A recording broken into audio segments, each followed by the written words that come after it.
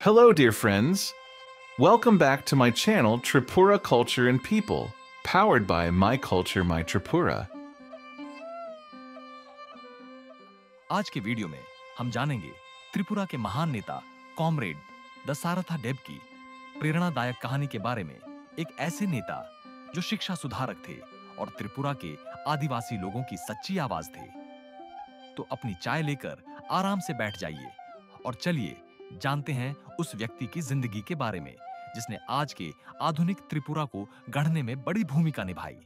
दसारथा देब का जन्म 2 फरवरी 1916 को त्रिपुरा के खोवाई जिले के बोलटली गांव में हुआ था।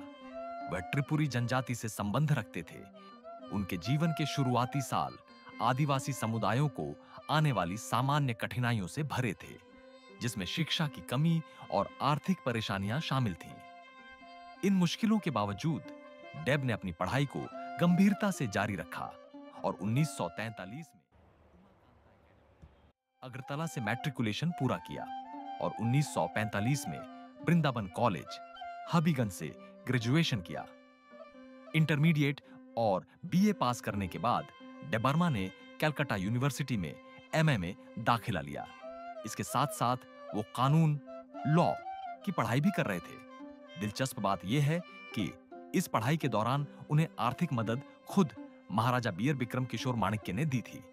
यानी जिस राजा के खिलाफ आगे चलकर डेबर्मा ने जन आंदोलन की अगुवाई की, उसी राजा ने कभी उनकी पढ़ाई का खर्च उठाया था। कॉलेज के दिनों में उन्हें प्रगतिशील विचारों का परिचय मिला, जिसने उनके अंदर सामाजिक सुधार के प्रति एक जुनून जगा दिया। 1945 में उन्होंने जाना शिक्षा समिति की सहस्थापना की, जिसका उद्देश्य त्रिपुरा के आदिवासी समुदायों में निरक्षरता को मिटाना था। इस पहल का उस समय के शाही प्रशासन ने विरोध किया, जिससे यह स्पष्ट हुआ कि यह आंदोलन केवल शिक्षा का नहीं, बल्कि एक बड़े सामाजिक बदलाव का हिस्सा था। 27 दिसंबर 1945 को त्रिपुरा के 11 पढ़े लिखे आदिवासी युवाओं ने दसारथा डेबर्मा के नेतृत्व में, जो उस समय उपाध्यक्ष थे, जाना शिक्षा समिति का गठन किया। यह आंदोलन आदिवासी समुदायों को शिक्षित करने के उद्देश्य से शुरू किया गया था। कुछ ही महीनों में उन्होंने आदिवासी बहुल इलाकों में 400 से ज्यादा स्कूल खोल दिए। इन स्कूलों में स्थानीय युवा शिक्षक बनते थे और गांव वाले उन्हें खाना, रहने की जगह और भत्ता देकर मदद करते थे। जब जन समर्थन बढ़ने लगा तो समिति के नेताओं ने उस समय के शिक्षा मंत्री मिस्टर ब्राउन से मुलाकात की और इन स्कूलों को मान्यता देने की मांग की। ब्राउन ने कई स्कूलों का दौरा करने के बाद 300 स्कूलों को मान्यता दे दी, लेकिन यह निर्णय महाराजा बीयर बिक्रम किशोर देबबर्मा को पसंद नहीं आया और उनके दबाव में मिस्टर ब्राउन को इस्तीफा देना पड़ा।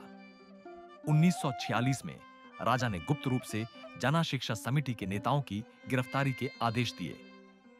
साथ ही उन्होंने ट्राइपुर संघा नाम का एक विरोधी आदिवासी संगठन खड़ा किया, जिससे समिति को कमजोर किया जा सके। जब कुछ सरदारों ने सुझाव दिया कि समिति के नेताओं को भी इसमें शामिल किया जाए, तो राजा ने उन पर भी कार्रवाई करते हुए कई को गिरफ्तार करवा दिया, जिनमें हेमंता डेबबर्मा भी शामिल थे। इसके बाद दसारथा डेबबर्मा को अंडरग्राउंड जाना पड़ा और वह 1952 में पार्लियामेंट के लिए चुने जाने तक भूमिगत ही रहे। 1946 में महाराजा बीयर बिक्रम किशोर देबबर्मा की मृत्यु के बाद उनकी पत्नी रीजेंट बनी। इसके बाद केंद्र सरकार ने बंगाली आईसीएस अधिकारियों को त्रिपुरा भेजा। इन अधिकारियों की दीवानी प्रशासन के तहत आदिवासियों पर अत्याचार और दमन और तेज हो गया। 1947 और 1948 में पुलिस और सेना द्वारा आदिवासी गांवों पर छापे मारे गए। कई युवाओं को बिना किसी वजह के गिरफ्तार किया गया और उनकी हत्या कर दी गई। इस दमन के जवाब में कॉमरेड दसारथा डेबबर्मा और जना शिक्षा समिति के अन्य नेताओं ने मार्च 1948 में त्रिपुरा राज्य मुक्ति परिषद की स्थापना की। इस परिषद के 2 हिस्से थे, एक राजनीतिक और दूसरा सशस्त्र। बहुत तेजी से गांव-गांव में परिषद की यूनिट बनाई गई ताकि आदिवासी लोग अपनी सुरक्षा स्वयं कर सकें और अत्याचारों के खिलाफ संगठित रूप से प्रतिरोध कर सकें। 15 अगस्त 1948 को त्रिपुरा के इतिहास का एक ऐतिहासिक दिन बना, जब दुर्गा चौधरी पारा से हजारों आदिवासी गुपचुप तरीके से एकत्र हुए और अगरतला में एक विशाल शांतिपूर्ण रैली निकाली। प्रशासन इस रैली से पूरी तरह चौंक गया। खुद दसारथा देव गिरफ्तारी से बचने के लिए रैली में नहीं गए, लेकिन उन्होंने रैली से पहले लोगों को संबोधित किया। यह प्रदर्शन मुक्ति परिषद के प्रभाव को और मजबूत कर गया। इसके बाद खोवाई में डेब ने एक बड़ी सभा को संबोधित किया, जिसमें 1000 से अधिक आदिवासी सरदार शामिल हुए। उन्होंने परिषद की विचारधारा और घोषणा पत्र लोगों में बांटा। यह घटना आंदोलन के लिए एक निर्णायक मोड़ साबित हुई, जिससे मुक्ति परिषद की पकड़ पूरे त्रिपुरा में फैल गई। भले ही राज्य का दमन लगातार चलता रहा। अक्टूबर 1948 में गोलाघाटी नरसंहार हुआ, जहां कई आदिवासी किसान मारे गए। इससे जनाक्रोश और बढ़ गया, लेकिन डेब ने लोगों से बंगाली विरोधी भावना से दूर रहने की अपील की। उन्होंने कहा कि यह आत्मघाती होगा और सच्चे संघर्ष से भटकने जैसा होगा। इसके बजाय उन्होंने गोरिल्ला स्क्वाड्स बनाने का सुझाव दिया, खासकर खोवाई और सदर जैसे क्षेत्रों में, जहां दमन सबसे ज्यादा था। इन स्क्वाड्स में कई ऐसे आदिवासी युवा शामिल थे जिन्हें द्वितीय विश्व युद्ध में सैनिक प्रशिक्षण मिल चुका था। लेकिन दुखद घटना फिर घटी 26 मार्च 1949 को पद्मबिल गांव में, जब सेना ने एक छापेमारी का विरोध कर रही निर्दोष आदिवासी महिलाओं पर गोलीबारी कर दी। इसमें 3 किशोरियां कुमारी, मधुती और रूपश्री देव बर्मा शहीद हो गईं। ये त्रिपुरा जन आंदोलन की पहली महिला शहीद मानी जाती हैं। हर साल 26 मार्च को इन्हें शहीद दिवस के रूप में याद किया जाता है। इन वीर बालिकाओं की कुर्बानी और लगातार बढ़ते अत्याचारों ने पूरे प्रदेश में जन आंदोलन को और तेज कर दिया। आदिवासी ही नहीं, कई गैर आदिवासी युवाओं ने भी मुक्ति परिषद से जुड़कर इसे त्रिपुरा में एक शक्तिशाली लोकतांत्रिक जन आंदोलन बना दिया। 15 अक्टूबर 1949 को त्रिपुरा आधिकारिक रूप से इंडियन यूनियन में शामिल हो गया।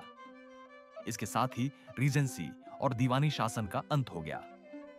केंद्र सरकार ने वीमेरवन नंजप्पा को त्रिपुरा का चीफ कमिश्नर नियुक्त किया। तेलंगाना के सशस्त्र आंदोलन को कुचलने के अपने अनुभव से आत्मविश्वास में भरे नंजप्पा ने ऐलान किया कि वह त्रिपुरा के मुक्ति परिषद आंदोलन को भी जल्द खत्म कर देंगे। कांग्रेस नेता सचिंद्र लाल सिंघा की मदद से उन्होंने त्रिपुर संघा को दोबारा सक्रिय किया और पूरे त्रिपुरा में सैन्य शासन लागू कर दिया। लेकिन आदिवासी गुरिल्लाओं ने उन्हें चुनौती दी।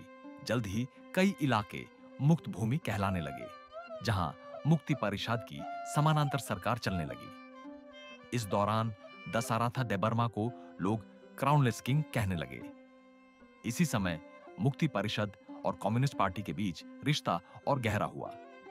तेलंगाना, ककद्वीप और पूर्वी पाकिस्तान जैसे आंदोलनों से प्रेरित होकर देबर्मा को एहसास हुआ कि कम्युनिस्ट ही उनके सच्चे साथी हैं।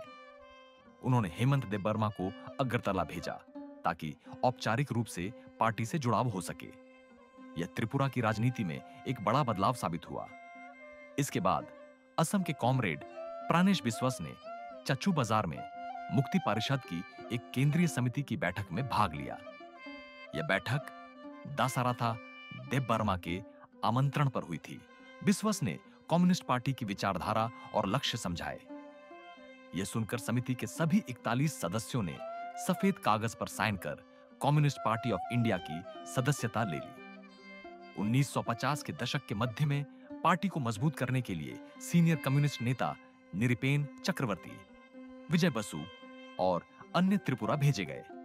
उन्होंने खोवाई के एक गुप्त स्थान पर दसाराथा देबर्मा से मुलाकात की। पार्टी उस समय प्रतिबंधित थी, इसलिए वे कोड नामों का इस्तेमाल करते थे। देबर्मा, जो पहले से ही आंदोलन के मुख्य कमांडर बन चुके थे, ने 1950 में औपचारिक रूप से CPI, communist party of India की सदस्यता ली और अगले ही साल पार्टी की सेंट्रल कमेटी के सदस्य चुने गए। 1951 के अंत में देश में पहली बार जनरल इलेक्शन की घोषणा हुई।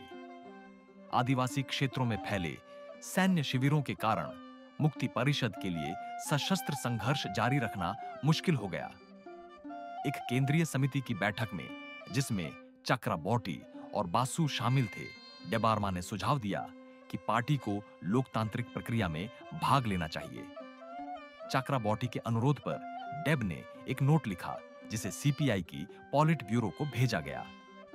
इसके बाद पार्टी ने चुनाव में हिस्सा लेने का ऐतिहासिक निर्णय लिया।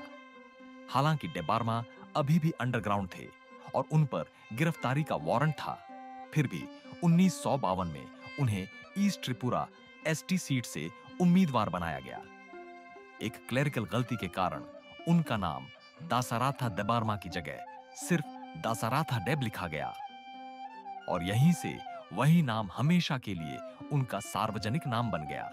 और इसी के साथ हम इस वीडियो का पार्ट 1 यहीं समाप्त करते हैं।